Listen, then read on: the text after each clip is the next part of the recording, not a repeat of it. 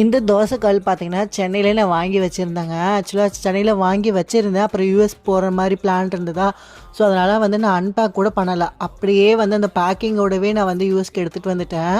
அது வந்து நான் ஒரு 7-8 மாதமே ஆயிடுச்சு. எடுத்து ஓப்பன் கூட பண்ணலை, அது யூஸ் கூட பண்ணலை. சரி இன்றைக்கி தான் வந்து கொஞ்சம் வந்து சீசனிங் பண்ணி வைக்கலாம் அப்படின்னு சொல்லிட்டு ஓப்பன் பண்ணி வச்சுருக்கேன். தோசைக்கல்லில் கொஞ்சம் வந்து துரு இருந்தது. ஸோ நல்லா அந்த சோப்பு வச்சு நல்லா வாஷ் பண்ணிவிட்டு அதுக்கப்புறமா நல்லா அடுப்பில் ஹை ஃப்ளேமில் வச்சுட்டு எண்ணெய் கொஞ்சம் வந்து வெங்காயம் போட்டு நல்லா ப்ரௌன் ஆகிற வரைக்கும் நல்லா வெங்காயத்தை வதக்கிக்கோங்க. வதக்கினதுக்கப்புறம் ஒரு டிஷ்யூ வச்சு நல்லா எல்லாம் தொடச்சி எடுத்ததுக்கப்புறமா தோசை ஃபஸ்ட்டு கொஞ்சம் வந்து மொத்தமாக ஊற்றிக்கோங்க. ஸோ கொஞ்சம் வந்து வந்தது கொஞ்சம் வந்து ஒட்டிட்டு தான் வரும். அது ஃபஸ்ட்டு தோசை எப்போவுமே அப்படி தான் வரும். அதுக்கப்புறம் என்ன பண்ணிட்டேன்னா, நான் ஒரு வெங்காயத்தை வந்து ஹாஃபாக கட் பண்ணி அதை நல்லா தேய்ச்சி விட்ட ஆரம்பிச்சிட்டேன். ஸோ தேய்ச்சி விட்டுட்டு முட்டை தோசை தான் ஊற்றினேன். சூப்பராக வந்ததுங்க. ஆக்சுவலி எனக்கு வந்து நான்ஸ்டிக்கை விட கல் தோசை ரொம்பவே பிடிக்கும்.